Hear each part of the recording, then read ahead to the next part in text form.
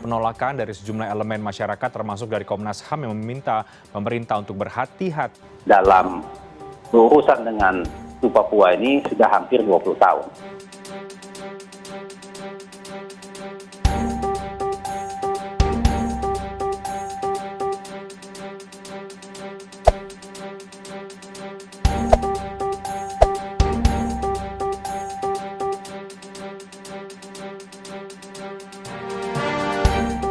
Usai menetapkan KKB Papua sebagai kelompok teroris oleh pemerintah, keputusan Menko Polhukam menjadi sorotan.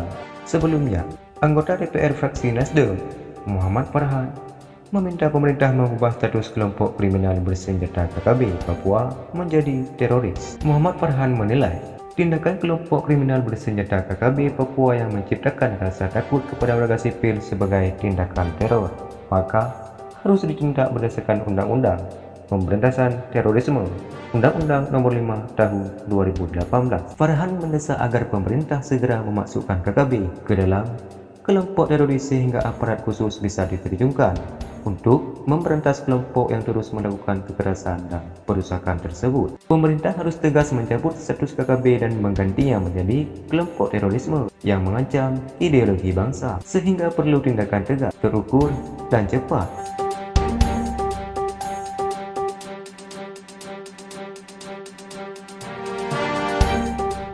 Perihal tersebut mendapat sorotan keras dari lembaga Komnas HAM yang menilai itu perubahan status itu sebuah keputusan yang keliru dan sangat fatal.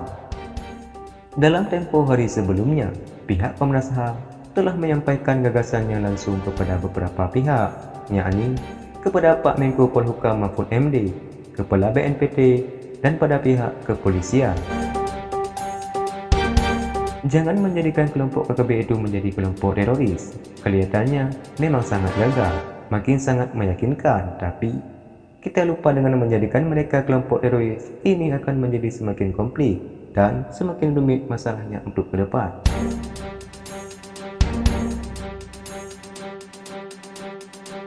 KKB di Papua tidak sama dengan kelompok sebelumnya yang ada di Aceh, yaitu GAM.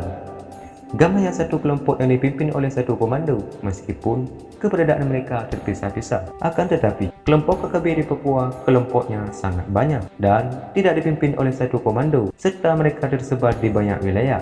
Dan rumitnya lagi, sebagian kelompok KKB ini justru mendapat dukungan dari masyarakat setempat. Ini akan sangat sulit mengatasi dan menyelesaikannya, tidak mudah.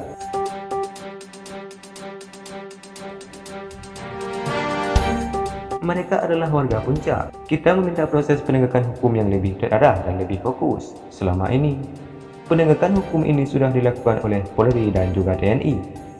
Tapi, karena mereka banyak dan terpisah di mana-mana, mereka bisa bersembunyi di hutan-hutan, penggunungan, kemudian juga bersembunyi di balik masyarakat sendiri. Walaupun tidak semua masyarakat mendukung juga, banyak juga masyarakat kepala suku yang menjadi korban. Hal itu adalah sebuah kesulitan yang dialami oleh pasukan penegak hukum kita, sulit dan tidak mampu mengambil tindakan hukum yang merata. Tovan mengatakan, operasi KKB yang dilakukan TNI Polri saat ini belum terlalu fokus dan tidak sepenuhnya terarah. Seringkali pasukan kita itu tidak disiplin. Contoh aja itu diakui. Misalnya ada senjata, itu datang dari siapa? Itu bukan semuanya dari pemasuk mereka sendiri. Ternyata ada senjata yang mereka dapatkan dari aparat kita yang nakal. Baru aja kita dapat kabar, ada satu pasukan kita yang sudah bergabung dalam kelompok KKB.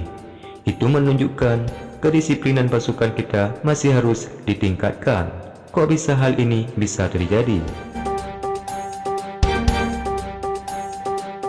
Dikutip dari Kompas.com, Kepala Staf Angkatan Darat Kasat Jenderal TNI Andika Perkasa menyebut Ratu Lukius, prajurit TNI AD yang membelot ke kelompok kriminal bersenjata KKB, kabur dengan membawa 2 magasin berisi 70 butir peluru kaliber 5,56 mm.